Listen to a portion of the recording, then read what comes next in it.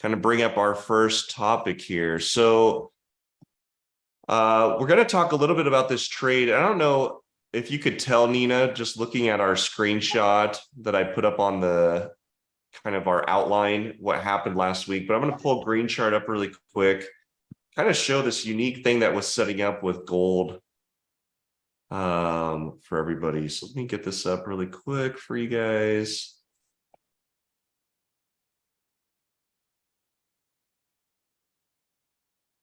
All right, and I should be able to share from here.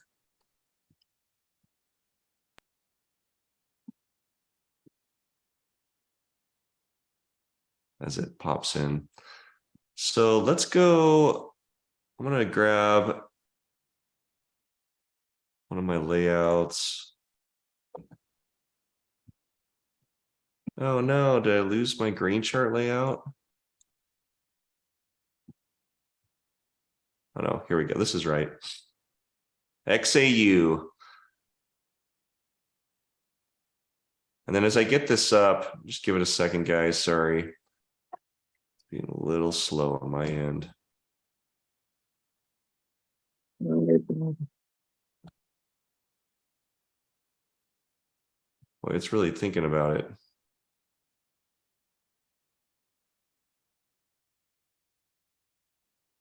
Yeah, give it a sec, guys. It's just loading.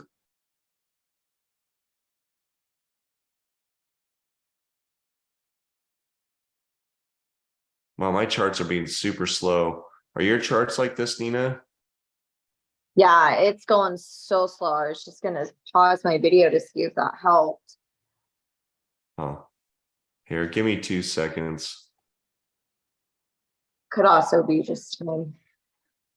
There we go. Okay, there we go.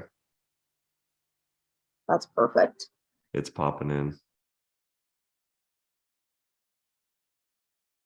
There we go. So here is that breakout.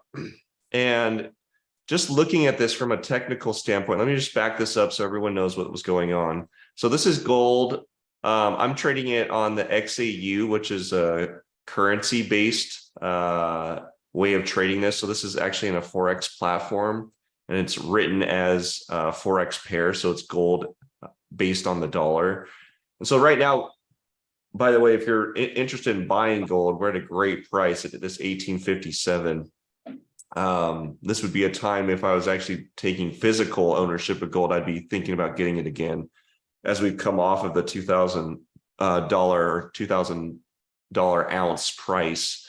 But you can see we've got this long trend going up, this short trend coming down, and because of the two colliding, these two channels colliding, we created kind of this wedge that we've been in over the last 2 weeks. And we had support at 1882, resistance at 1967. And Nina, what I was sharing with the group were these support and resistance bands, and how as this starts to tighten up inside of this channel, or this funnel, you could call it, the pressure just gets tighter, tighter, and tighter. And we finally had the breakout. It happened this week, where it went towards the short side, and had someone taken this trade towards the short side, you would have taken possibly a take profit just above your support here. You would set your exits above. But now we're in like a whole new territory. And so what I'm going to do, I'm going to leave these lines on here, but what we want to probably be looking at, this is definitely broke out, so we can get rid of this channel now. And that channel, by the way, went way back clear into November of last year. But this is a brand new breakout. And now that we're here, we can kind of readjust our highs and lows on this channel. I like that. That's nice and tidy. And we're definitely in a short trend right now. And we've got support. Remember this light support, guys, that we drew in at 1848? We've got strong support at 1802. Now that we're in this kind of new, and this is a very tight channel, by the way. If we were to redraw this, I mean, we're talking, this is a pretty steep channel. So the likelihood of a breakout inside of this is pretty high. Likely to slow down at this 1848, which is kind of the soft support. but it is soft. So there's a lot of room for this to continue going down. So just from a technical standpoint, no fundamentals. We can talk fundamentals on why this went down and why the news actually drove this down. But from a technical standpoint, we're in two short trends and you're below 1882 support. So, I mean, this still has, in my opinion, room to run. And you'd want to set probably a take profit above the 1802 level, give yourself some room, set your stop losses just above the 1882 price above this. But this is something you could scale into now. This is something you get into later. We've already broke this. Nia, any thoughts on your side or questions about the setup from your perspective? I think you're muted. Yep. Do you have those candles? Are they representing a day? Is that what that says? Yeah, these are daily. This is a 1 day chart. Yep. Yeah, so where it just is posting, it looks like it's already tested a buy and it's still retracing back down. So yeah, I today, agree with you totally. Like we've got room for selling still. I mean, you could shorten it down and wait for it to retrace a little bit more on the buy side and then just better positioning. But yeah, I like agree. come into this. Yeah, I see that too. So yeah, let's see if I can zoom in. Nope, didn't like that. Yeah, like if you came back into this 4-hour candle. yeah. Where did it come into here? High here. 79. Yeah. Yeah, so it's the top of it. So literally all of this happened this morning. Yeah. So I agree. You could get some retracement in here, get a better price. Yeah. Well, you can see that like the bulls are trying, they're just like so timid. Yeah. They're not breaking out yet. The challenge with Fridays, and that's a challenge with doing this today. You have most of your momentum happen early in the day, and then the traders kind of go to sleep during the evening unless there's some major announcements.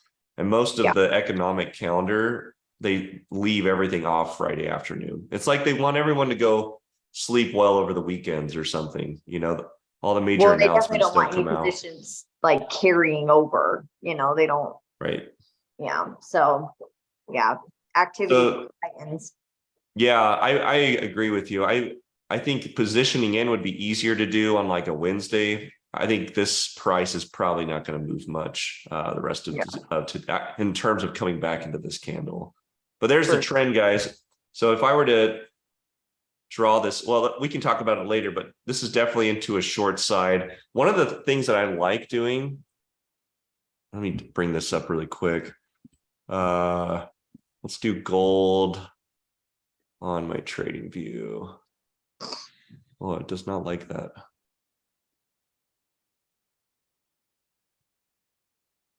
And we'll bring this up again at the end, but I like looking at the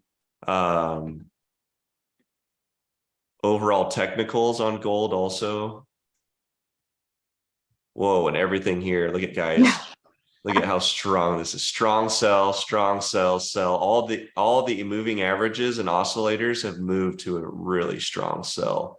So even though we've drawn our own technicals on this chart, I always like getting an affirmation that I did the right thing. This is showing us a pretty strong sell too. So lots of movement to the short side. I think the bears are winning and probably will win into next, I would say probably Monday or Tuesday. This trend's going to keep going. All right, well, that's cool. Let's go into any other thoughts on that, Nina, as I move on? No, I agree. I think that looks good. And yeah, everything is on the sell side for sure. So Nina has been, as I'm transition on, give our audience a little bit of background from you, Nina, so these guys understand like how long you've been trading, what kind of your background is around the markets, what markets did you like trading the most? Yeah, so I've been trading now for, holy cow, almost 7 years, pretty full time. Trading isn't a full-time thing, but as an actual time. Right. But Yeah, and I traded mainly currencies to begin with, just because it was more, you can trade them late at night, you can do different things. And then as crypto kind of became more prevalent in the trading world and accepted on more platforms, I went pretty heavy into that. So the past about 3 years, I've traded almost primarily solely Bitcoin and a little bit of other cryptocurrencies. But so that's kind of my expertise or forte. And yeah, it's great. I love it. It keeps it's very conducive for someone that has very sporadic timing. I've got 4 little kids and we homeschool and do tons of other stuff. So yeah, life's crazy. Yeah, thank you. Yeah, I've known Nina for all of those 7 years and probably even longer. Yep. And yeah, I've watched and heard some of your trading results over the years, and so it's been fun to be exposed to that. So we're moving into our psychology portion. I don't know if you had a chance to review much of this, Nina, but is there one of these images you would want to start on, or one that you liked the most? I kind of was debating between these 3. So we're jumping into the psychology of trading, guys. We're going to be talking about psychology cycles. And there's 3 illustrations that I brought into this that all are actually the same, but illustrated differently. And I kind of liked them for different reasons. But I'm kind of leaning towards this, just the real simple one to start, the one without the people on it, just the Yeah. lines with dots. Yeah. Why don't we start with that? Yeah. And I want to kind of go through this with you guys, because this is I think it's valuable to understand the cycles of the psychology of the market. And in any hype cycle, like as we went through, even I would call it the Bitcoin craze or the crypto craze, and now the AI craze, every market goes through this kind of this cycle where it always overshoots where it's going to land. It just always does. And it starts with some level of optimism where the market goes into an idea, like what we're going through now with AI, but did with like crypto. And it's like, oh, we have this new way, let's talk crypto. The optimism would be like, oh, this is a great idea to secure up, non-fungible ideas and having really pure record keeping and having something decentralized. And then people got excited about it. We went through this excitement phase of crypto where there's memes and Elon was getting on and talking about stuff. And then we go through the thrill of, the market's doing well, the value of your crypto is going up. And then we hit this point of euphoria where people are millionaires out of nowhere. A lot of luck happened in the market. And then things started topping off. And the highs weren't there as high as they were before. And, Bitcoin came off of its, $60,000 highs, and Ethereum started, and then people got nervous and started wondering, is this going to come back? Are we going to be able to hold through this? And then people go into denial, like, oh, there's no way Bitcoin's going to drop. The dollar's crap. And, the system we have is broken. And then people start to realize, like, oh, maybe the system's not as broke as we thought it was. And they start getting a little scared about their Bitcoin holdings or crypto holdings or their NFTs that they bought that were just images on a computer for $500,000, right? And then people start panicking. They start selling. The capitulation starts to happen. And then the desperation typically doesn't happen until there's like a recession. And that can be in a market, but also actual overall markets can force these in all markets. And that's where people will get to a point, and this shows more of the emotional. The stock market actually reacts, I think, worse than this once we get to desperation. Because once you're at desperation, everyone, like, there's blood in the streets. People will sell you their stock for a loaf of bread. They'll sell their stock to keep their house, right? And so from a market standpoint, we're not quite there, but I would say, you could say that the crypto market went through this phase, and then it started to recover a little bit, and people went, no, it's bad. Yeah, maybe it wasn't worth 60,000, but now we're at like 20s with Bitcoin, but there's still a application for this. And then, the hope, the relief, and the optimism starts to kick in. What's been your experience, Nina, with like your time in the market and experiencing kind of these, whether they're personal waves or watching the market as a whole and how it reacts? Like, what's been your experience kind of seeing this chart and your personal trading? Yeah, well, and I think if I were creating this chart, I would add one missing piece called confusion. Because like there's okay. Where does that one fit? Probably between fear and panic.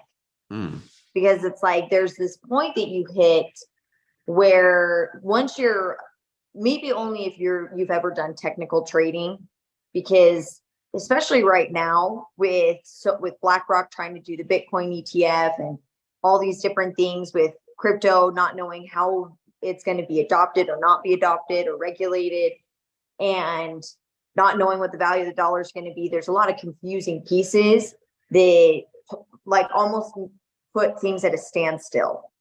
Yeah. Like everyone's just almost holding their breath, trying to see, okay, what's going to happen next. So when I was an earlier trader and you get through that, right? When you don't necessarily have that much wherewithal and you're just looking at and going through the motions, it's like you ride the high of, yay, you won something, but then that crash, if you lose, is so much more overpowering for most people. And I think the few that transfer through and actually are able to stick to their fundamentals and not let that crash overwhelm are the ones that have an understanding that that's what they're going to experience and can kind of get ahead of it.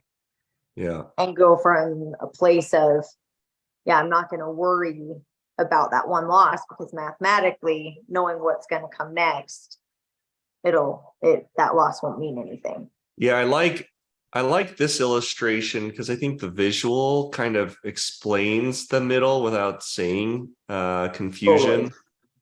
Because you go through like this fear to desperation, and it's like confusion feels very similar to this, where this guy in desperation, his head looks like he's blowing up and he's sweating out of his armpits, right? Right. And it's like, yeah, confusion does kind of feel that way. And what's interesting is what's right next to it, this panic and capitulation, where it seems like confusion, it is kind of a settling, it's like the beginning of a settling point. Right. It's like, but like there's still stuff moving, but I'm confused about it. And I would say I've been there, at least as from the market as a whole standpoint.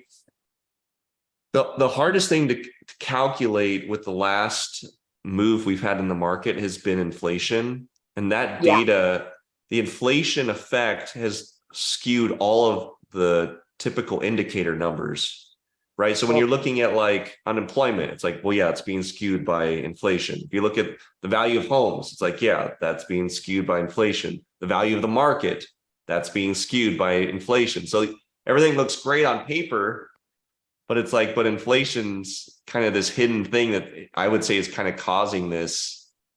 What's going on? So I like that confusion piece. I'm going to bring up this last chart just because this is kind of like the heavy one.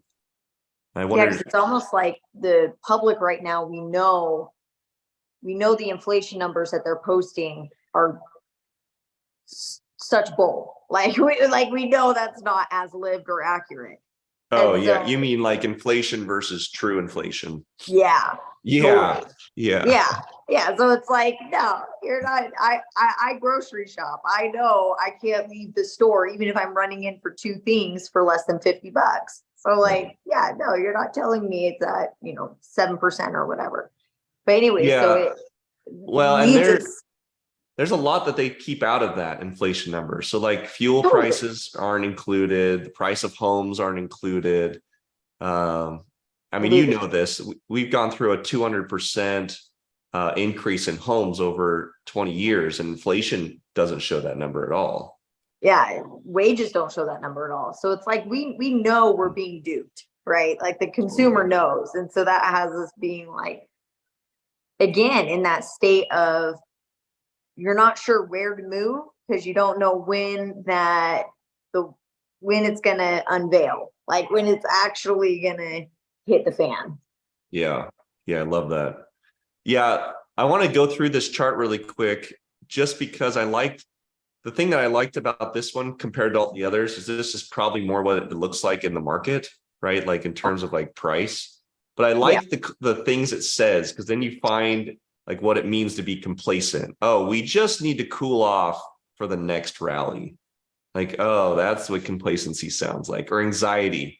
Why am I getting margin calls? This dip is taking longer than expected. I think I feel like because I've been short in the market for a little while, and I feel like I'm like living right in here, this anxiety denial.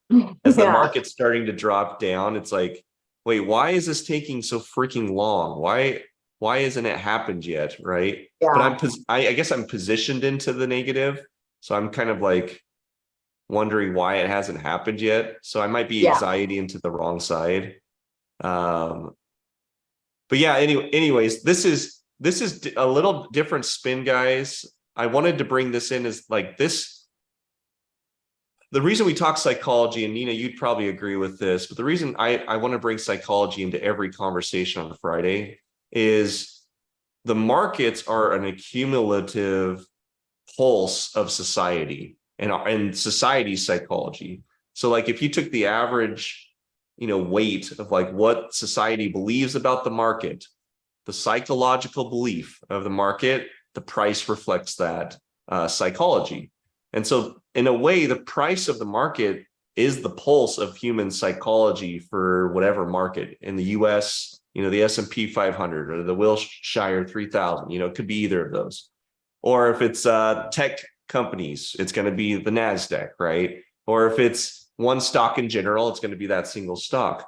But I found that if you can start to master your mind and understand how the mind reacts, then you start to get the benefit of seeing how the market as a whole will react also. And as long as you can be with reality, as long as you can be true to yourself around like, this is real and this is how humans will react to things, then you can find opportunities. And that's what making profits in the market's all about. It's about finding maybe the denial season that we go through and taking advantage of it when other people just they don't believe that we're going into the next rally. They don't believe that we're going into a recession or that there'll be price withdrawals. But anyways, I would say that the greatest thing that I did for my personal trading was doing deep work in psychology, like understanding how my personal brain worked. And I don't know, Nina, if you have any experience with that or not that you'd want to share with our audience, but for me, the thing that was the most impactful in my trading, I would say my business, also personal life, all that other stuff, it benefited also, was psychology. It was learning how the human mind works, and then when it reacts to things, what to expect. For every action, there's an equal reaction. Well, when I react to the market, what kind of reaction or response do I get back? Yeah, no, 100%. I think that I would say that's probably been the biggest takeaway in the years that I've been a trader is there's nothing that holds that mirror up to you better than when you're working that intimately where all there is you, a screen, and dollars and cents, right? And knowing how you show up in reaction to what's going on. And like I'm experiencing that even now. So like if we speak specifically to Bitcoin, right? And, end of last year, it hits its all-time high at 69,000 and then plummets and just drops the whole time. Even now, there's part of me that's like, oh crap, maybe I should sell low, like obviously I'm not going to because I'm above that, but it's like even an experienced trader, you're going to get that feeling where it's like you want to react and not be in control anymore. And having awareness around that and knowing how to combat that is the only way you're going to not fall victim to it. because otherwise you will be one of the ones that just gets blown out of the water with everything else that's happening in the market, because we're just small little fish, at the end of the day. Agreed. So, Well, let's transition into our news segment. I want to show this to you guys, and I appreciate what you said, Nina, because I think it transitions into this well. So we're going from how we react to the market to some pretty big news that I think the world is going to start reacting to. And on some levels, it's surprising that it hasn't responded this way, but I just want to get you guys the what is around the market. And there's a lot of talk right now about a government shutdown, and Goldman Sachs this week came out with a statement, and you can see in this article that there statistically is a 90% chance, based on all the inputs that they've put in, there's a 90% chance of a government shutdown coming up. Now, there's been a lot of politicians talking about this and a lot of jokes about, oh, well, we got to make sure we make it through the holidays. And it's just like, I mean, excuse my French, guys, but it's just a complete shit show that I have to show up to work for my employees. My employees are expected to show up to work on time, and they have deadlines, and deadlines aren't hit. People get fired. But for some reason in our government, we still allow these shutdowns to happen. And if this was private sector, they would be completely out of business. But anyways, that's another topic for another time. But what we're dealing with is a shutdown. And because of government shutdowns, there's typically a market reaction to this. And so I'm looking to give you guys some tips, some real trader insider information on like what actually happens after a government shutdown, and what's typical. How does the market typically react to this, so that you guys know how to position yourself the next couple of weeks? As you saw the news on this, Nina, what was kind of your initial reaction to this?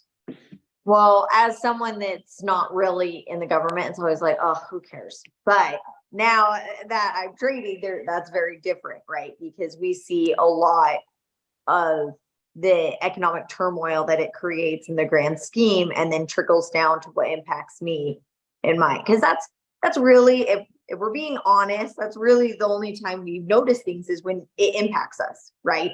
And so for a lot of people, I think sometimes the government shutdown doesn't until far after it happens, and they get the ripple effect, where traders or actual government employees get it right when it happens, because that's when their point of impact is. Right. And so looking at it, I'm still a little bit torn though, because they don't have any fail-safe for our military and our defense in order. So there's part of me that's like 90% might be too generous, that it's for sure going to happen if our military's out in the wind and they're not going to get funded. There's part of me that's having a hard time believing that they're going to let that happen, but I don't know.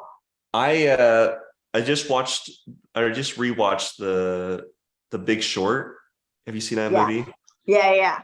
And it's doing it. I can't help but recall the moment where they're stacking the cubes. I don't even, what's that? Jenga, right? It's Jenga. Yeah. But they've renamed it. They put like credit ratings on the side of the blocks, and he stacked them. And it goes from C rating to B rating to A rating. And by the way, guys, what we're talking about is like Finch ratings. So like Finch goes out and rates banks, it ranks certain portfolios, investment vehicles, but it also ranks bonds. So like government issued bonds. And I couldn't help but think of the US debt degrading, and how they were going in, they were looking at these, sections of bonds that were getting AAA rated by Finch. And he's going, these are crap. Like, he even walked in and sat down with the lady. He was like, how are you rating these? And she's like, well, if we don't give them AAA ratings, they'll go to Moody's and they'll pay for them over there. And so they're incentivized to give them these high ratings. Right. And I was listening to a guy that I respect very much in the markets, Chamath Palihapitiya, he has his own podcast. He does the All On podcast. And he talked about these Finch ratings being like 3 years old. Yeah. Meaning that because we just went from triple A, the US dollar, our treasuries went from triple A to double A just in the last month, and which is the biggest downgrade we've had in a long time. And guys like Chamath are saying, well, that's actually 3 years old. We should have downgraded that 3 years ago. So it's like, where are we really in our grading with US bonds, and how it just has me think, like, how bad is this house of cards? And Right. when is this thing going to fall apart? Because we're pretending that our solvency as a country is way better than it actually is. And we're just not, maybe we're trying not to create public panic. I don't know. What's the gameplay here? Well, it's got to be that. It's like when you want to be, if let's say you're a company, right, and you're public on the market and you want to pretend like things are better than they are, so your overall stock doesn't drop and your value doesn't drop, right? That's what we're doing we're playing that on a global scale. Like, we're trying to show that to everyone else that no, we're fine. We're in all this debt.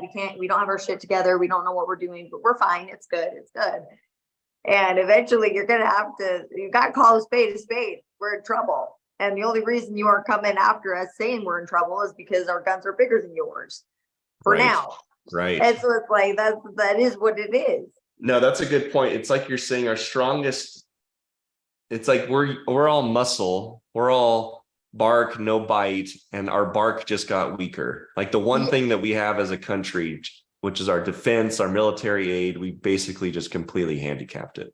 Exactly. So if they shut down, it's why I keep thinking, I'm like, they're going to do something to delay this. I'm like, if you shut down with the one thing we've got right now that's keeping, everyone at bay, that's not going to work. Yeah. It's going to make us crumble even more. And I'm like, I don't see any logic behind doing that for what they're doing it for. It makes no sense. Yeah, agreed. Let's check out this data, Nina. So this first, I've got 4 different illustrations I want to show our audience, but this first one is a screenshot of GDP hit and quarterly annualized rates. So this is duration of shutdown by weeks based on percentage points. So this is like a tool that I discovered more recently after having some shutdowns in my trading experience. And by the way, for a lot of traders, this may be their first time they've ever experienced a government shutdown while trading. And so this is just, could be if you're newer to the game.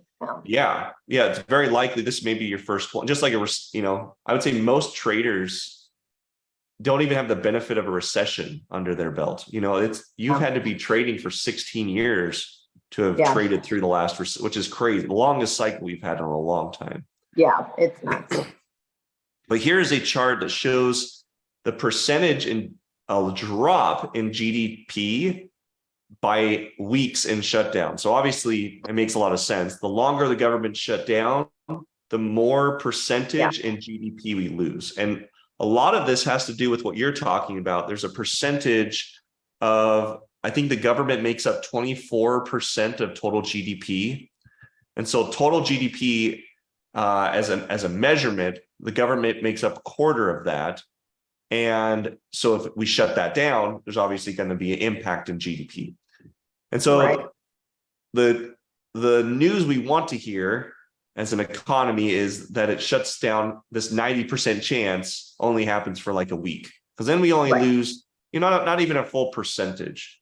But if we go into 4 weeks of the government being shut down, that's a full % drop in GDP, which you can just count on affecting the market as a whole. We're talking S&P 500. We're talking NASDAQ for sure. We're talking, obviously the Russell 3000. All stocks will be impacted by this in a negative way. Where should we go next with it? Let's take it to this illustration. Did you have a chance to look at this, Nina?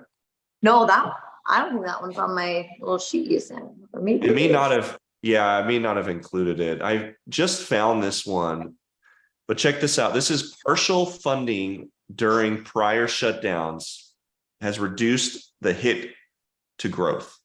So this is Yeah, so this basically shows the last 4 times we shut down, which, by the way, 95, that was awful, right? That was right during Clinton's scandal, was Yeah. that winter of 95.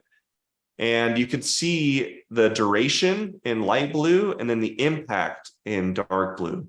So 95, we had a short shutdown in terms of business days. December was a little longer, but the impact to GDP was, about 1%, or 0.1%, excuse me. But in October, we had about the same length, but way more impact. Like GDP took a huge dive in the 2013. And this was like post, what was this? Post September 11th. So this was, gosh, when was that? What was happening in October 2013? That's a good question. I don't know why I don't remember that. I was trading during that time, but I don't remember that. I also don't. I remember December 2018's. But you can see we had a really long period, but a really short period, or a very short impact in GDP. So this just shows, regardless of how you want to look at it, we do not have positive GDP growth anytime there's a shutdown. Otherwise, we'd have that into these blue boxes would be into the negative. So I thought that was an interesting chart. Yeah. Well, it's interesting because sometimes people, even though it can shut down for a short amount of time, like look at October, and it had a bigger impact. And it's tough to say if it happens this time, just knowing what's not allocated already, it could be bad. Yeah. Well, we just went through increasing the debt ceiling, and somehow we already don't have our budget figured. I just don't get it. It's like, how did you just say we can spend way more money and you're not saying where we can spend it? How did because shouldn't you have had that in order to say you can spend more money? Generally, if my kids want a raise or whatever, or an employee or anyone, and they're going to say, hey, I need more money, you say, well, why are you getting more money and what are you going to use it for? Yeah. Well, I think it was, I think it was Warren Buffett that said this. He's like, I can fix this problem. He said, the moment that we can't pay our bills, everyone in Congress is up for re-election. Everyone. Instantly. Yeah. Yep. So it's like, you want to fix the problem, you have to incentivize the carrot. And unfortunately, our political process is not incentivized to lower spending. I mean, we buy votes by spending and giving favors. Actually feel it. So like you said, if we're running off of actual incentive, and it's so nice of us to think that they actually care about doing what's right for us. It's like, no, at the end of the day, they care about their own wallets, their own pockets. And getting voted. For sure. And we all do. We all need to take care of our house first. I get that. But it's like, put their job on the line. They'll care. Yeah. Well, unfortunately, guys, we're not here to solve all political problems. And until Nina runs for president, that's not going to happen. But we could, though. No, yeah. I know. So clearly we've got some problems outside of our control there. But we have a spending problem. I heard Ray Dalio recently comment on this debt spiral, and I think this is what he's talking about. We increase the ceiling. We're already running out of money, even after a ceiling increase. The government's 90% likely to just shut down again. So what are we going to do? We're going to have to print more money. And then, it's like a never-ending problem. And then we wonder why we have inflation. And it's like, when are we actually going to deal? When is this administration going to actually deal with, like, hey, we got to cut some bills?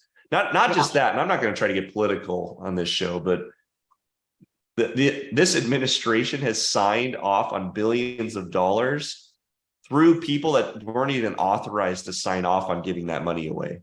Like, that's the other thing that's happened during this last presidential election, this last cycle. We are seeing spending and a lack of accountability around spending unlike any time we've ever seen before. And it's happening because we've gone to this T level, the trillion level. Giving a couple $1 billion away, that's not a big deal. While, like you said, people at the grocery stores they're really struggling. Well, we Here's feel it. here's this chart, just to move through this really quick. I don't know if you made sense of this or not, Nina, but this basically the way I understand this chart, this intersection at 0 days, if you guys go to the bottom of the chart, to 0 in terms of percent, or the positive or negative, kind of create this apex. And the apex point is really what happens after a shutdown. So Right. anything from the right of that dotted line is kind of the impact of every shutdown we had in 95 to 96, the 2013 shutdown, and the 2018 shutdown. So we're just showing you what's happened in the past. And every time before a shutdown, so like the news coming, which makes sense. Like if you know Right. that there's going to be a shutdown, people start reacting now. But Right. even after, there's been like almost 100% of the time a light drawdown days after, like as the shutdown happened. And then there's a recovery. So that's an interesting piece to note also. So like there's like this 5, maybe even you could say it's kind of even flat. Like if I were looking at this historically, it goes kind of flat into like 7 business days. But then Right. after about a week, you could say, or 7 business days, then everything actually starts to recover. Like, oh, we thought that was going to be, the market thought that was going to be way worse than it actually was. Right. And so I think there's some really great insight here. One is short-term sell, long-term, mid-term, even like probably what would that be? Mid-October, maybe mid to late October. It's like, this might be a great opportunity to get back into the market. Right. Yeah. Yeah. It's always good. The nice thing about panic is it does create a lot of movement. And people react way more when they're scared than when they do when they're happy. And what's the VIX at right now? Do you follow the VIX much? no. Yeah, I'm curious what the VIX is at. I wonder if it's spiking now. I'm sure. Yeah, I'm gonna check. Let's see. Yeah. I mean, it's back up to 16. Oh yeah. Yeah, so the VIX is climbing. So this makes sense. I mean, it's still on an all-time low, but it is starting to spike up a little bit. I think people are getting a little concerned. This is that confusion phase. You know, you go back to that psychology moment, and it's like, okay, guys, based on everything we just said, where are we at in this cycle? Let's see if I can bring it back up. This is an interesting. Well, and try and figure out, because like, where are we in this? When I check in, I try and see where I'm checking in at, and then where fundamentally I can see the whatever I'm trading at is checking in at, you know, because those are often, they can be different, and hopefully they're different. Otherwise, you're just, you know. Yeah, it seems like I would say the general market is like living in this complacency area still. Yeah. I mean, based on the VIX, the VIX is a great indicator to show how much, like when there's high volatility, we're down in here. We're down in panic, right? Yeah. If you go back to the VIX during 2020, when it started hitting like 60, right? 70, people were getting scared. Unemployment was going through the roof. People thought they were going to die. The world was going to end. That's when this happened, right? Yeah. It just seemed like, from a societal place, it seems like complacency is where we're at. For me, I think I'm probably more in this denial panic phase where every piece of news I get is always worse. I've not gotten a good piece of data this whole year. It's like, just give me one good piece of data that says things are going to get better. And it's like, inflation's coming down. I guess that's good data. Well, so they say.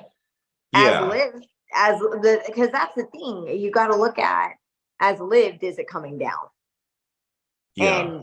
And for most, I would say that's not the case. It's like, not coming back, if that's what you're saying. Yeah, like, exactly. Like, we're not going to have deflation. We may not have, like, you know, $8 eggs anymore, but I'm like, it's not down. And when you look statistically just at the rate of how much more expensive things are versus how much the average income has gone up, the math ain't mathing. Like it's not working out. Like I don't understand how we haven't hit that point where something's got to give. Right. It's insane to me. So yeah, I think we are definitely at that complacency or confusion or whatever you want to call it point where people just they're not really sure what to do, and so they're doing nothing. So it's just like standstill. Yeah, agreed. I think this is a good opportunity. We could transition to this ISM, purchasing manufacturers or managers, excuse me. The reason I like this, by the way, and as I go through the laying out for you guys kind of our topics, when I went through the government shutdown, my immediate response is like, okay, how do I make sure I check myself, right? How do I, before I go short on the market this week, and because I mean, this is what fundamentals are telling us right now, is like, it's very likely, I mean, you guys saw this chart. Let me show it to you one more time. This is it. No, that's treasury year bonds. Let me show you the actual S&P. But as we looked at this, on the S&P, this chart shows we're coming into a shutdown, and both the odds of it going down. So you can almost see in every line up to apex, we were either coming up, went above, and then started right before, maybe they got the announcement 5 days before, 3 days before, who knows? But right up until the announcement that they're like, yeah, government's shutting down, the market started going down before. So there's kind of like this 3 to 4 day before, like, yeah, this is happening. I would say that's happening now with Goldman Sachs assessment. They're basically saying like it's going to happen. So I would imagine that reaction is getting put into the market today. And then we're going to have some slow, pull off afterwards, just betting the odds, betting the likelihood of what's going on here. So having said that, the reason I went to ISM on purchasing managers is this is a report that really gives us an idea of GDP. It gives us real data around PMI that like, how can I measure how well the country's actually doing? And it goes back to what I was telling Nina, like the data is just not good, guys. It's worse every time I look. So let me pull up these two charts. Let's start with the ISM.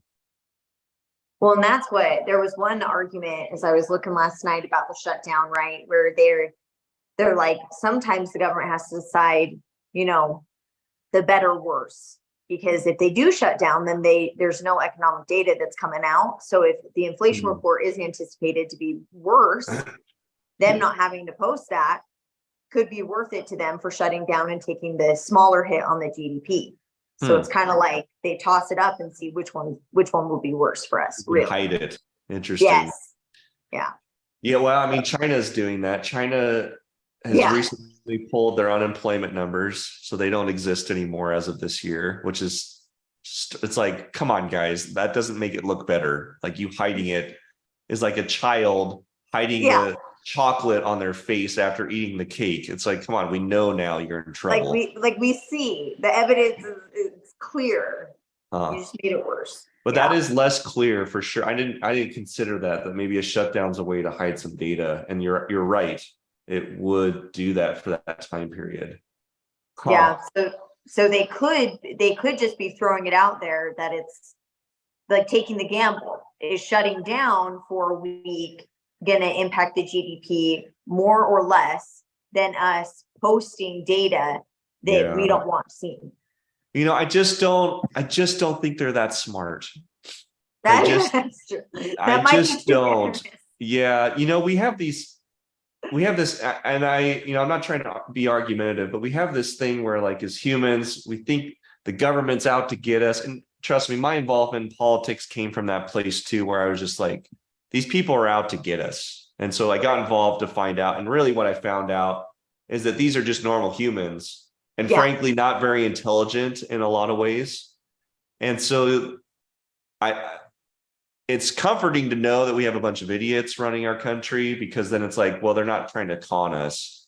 But at the There's not. same time, money is the motivator. And I think we give it too much credit sometimes that there are these cabals and secret societies running the country when it's like, no, it's just money. It's mostly just. Yeah, it is. Yeah, I agree with that.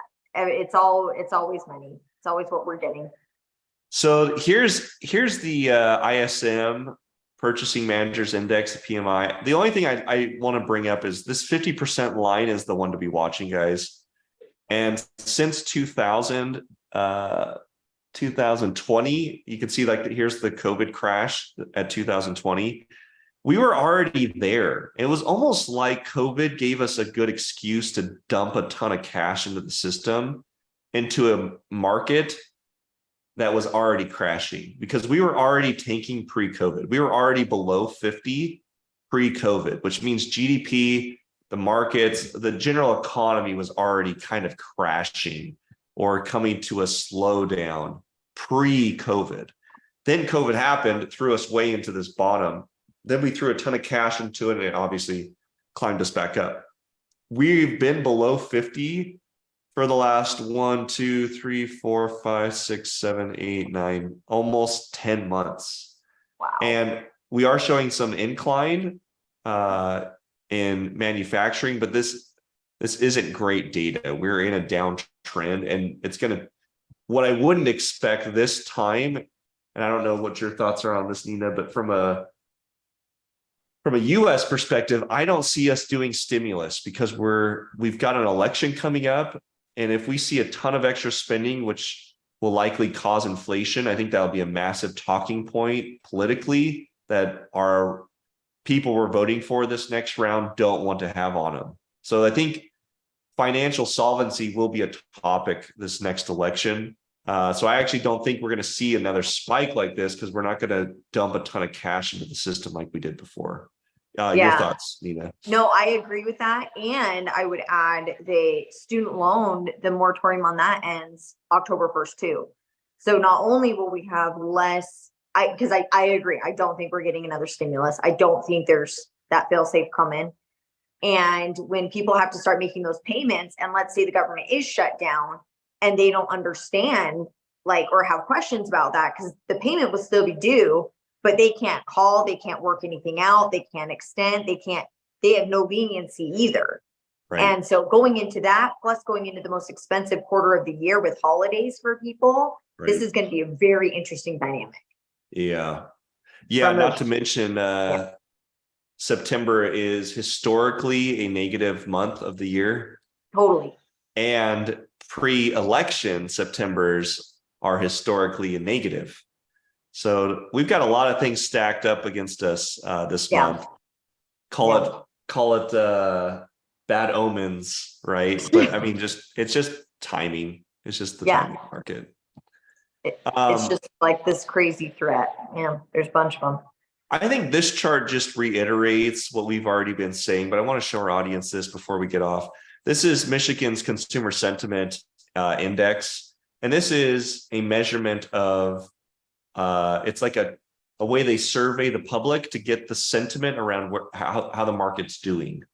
And you can see since even 2000s pre-COVID, we think generally speaking, the US thinks the market is worse than it was at the low of COVID. That's where we're at right now. So what is interesting is this isn't a surprise. Like people typically, like when we had the housing crash, that bubble that popped, most people were oblivious to it. And that's why it got so big and then popped, is people just didn't, everyone thought, it was roses and the sentiment was insanely high. We're not seeing that now. The sentiment is not high, but the markets are. It's kind of this backwards thing that's happening. So I don't know what to make of it. I don't know. I mean, sentiment and trust in the market obviously is a necessity to keep the markets up. But when you've got sentiment down and the market's still up, it's like, I don't know what's going on, right? That's an interesting perspective, because it's like, what's causing that flip? And is it, maybe it's just that there's more people you know, managing their own funds in the market or relying on it less. Does that make sense? So like they're out there getting money in a lot of different other areas. And so the reliance on, yeah, maybe we're just more real with it that, hey, our retirement's going to look very different than what we thought it was going to. And so we're going to have to get more creative and more responsible around where that money's coming from. Right. Yeah. So, I mean, guys, as far as the market goes, this has been a pretty negative week. I have no positive news for you. I have nothing that says we're at a bottom. If anything, there's a lot pointing towards the negative. Having said that, we've got a couple seconds left. Let's just pull up our charts really quick. I want to move over to gold, or I want to move out of gold and into S&P real quick. And I just want to show you guys an S&P chart. Let's just bring up new chart here.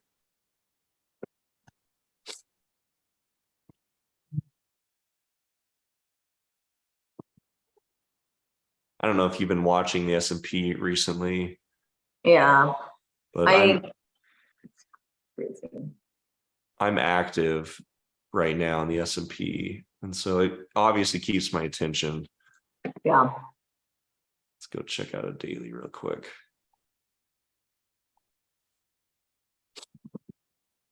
Give it a second to load. The reason for this is if we're going to be shorting the market, guys, you're going to want to have a pretty good idea what the market's going to be doing. Put a 4-hour on this.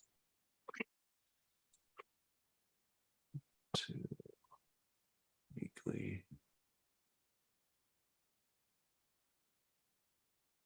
Let's get the data to load.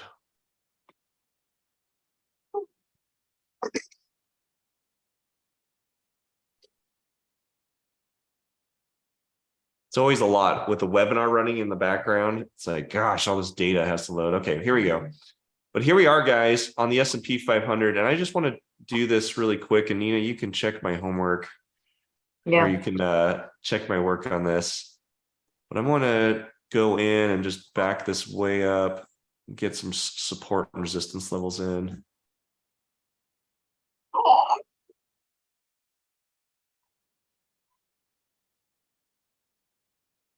Let's see if I can get a good price here.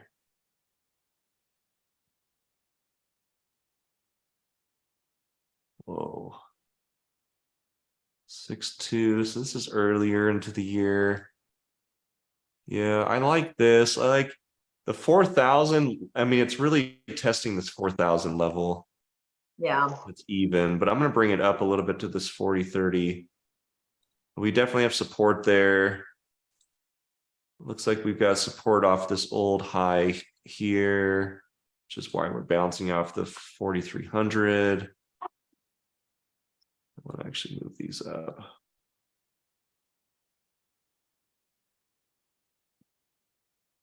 Let's put our support in green. So I'm going to mark the 4,000 because that's going to be a support regardless. Yeah. This was just above that here. And then there was kind of one here, but we're so far above it. I'm not that concerned about this. Let's see how this looks like. We've had a breakout in this.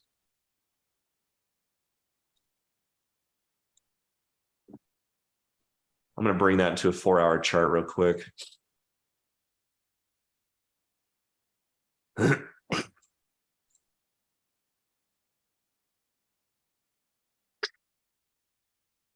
Yeah. Yeah, it looks like we've broken out of that just about. I mean, it's really close. It's coming off the highs. Yeah, it tested it and then it got scared. Yeah, it's tested this high.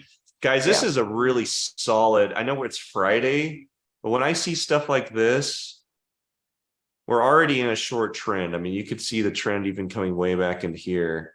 Like we could probably grab it from even the high. Probably take this whole thing. Yeah, see, we've broken out of this low even. Yeah. So this isn't valid anymore. I mean, we're in short trend here, short trend here. We could go into trading view real quick and look at the technicals. I bet you we're getting a ton of short signals, but this is what interests me the most is, like you said, Nina, it tested this high here. Yeah. And then it closed with a really solid red. So it's like, oh. Well, this is active right now. So it's testing. Oh, it hasn't closed. Yeah, we're still open today. So, I mean, this is going to run for another 4 hours. So, I mean, guys, this is probably Sunday, like Monday morning, if I were to guess, just based off, and I'm not guessing, I'm just using deduction. But if I were to project where this is going to be tomorrow or into Monday, it's going to be here. So it's Monday's candle. If I were to draw it, it's likely going to be right there. Yeah. And the reason is because of the support. And I mean, we just gave you all the fundamentals. I mean, Nina and I just went over, like, fundamentally the market, which is the S&P 500 kind of represents the whole market. The market does not like the shutdown idea. It doesn't like September. And we're technically sitting on a nonlinear resistance level right now. Well, and we know that the positive or the bullish reaction we're seeing was probably from the cooled inflation report. It wasn't as bad as people were anticipating. And so they're excited, but that's all going to come to a crash with shutdown. So it's like all this did was buy you better positioning if you are going to short it. And you got it. There was at least a week of good, I mean, not solid movement up, but like, you know, good volatility up and down. Grounds. Yeah. You can make something off of that for sure. Yeah, I would say this is a pretty strong position short. Let me pull this up really quick on here and see what it shows. I think I have this saved.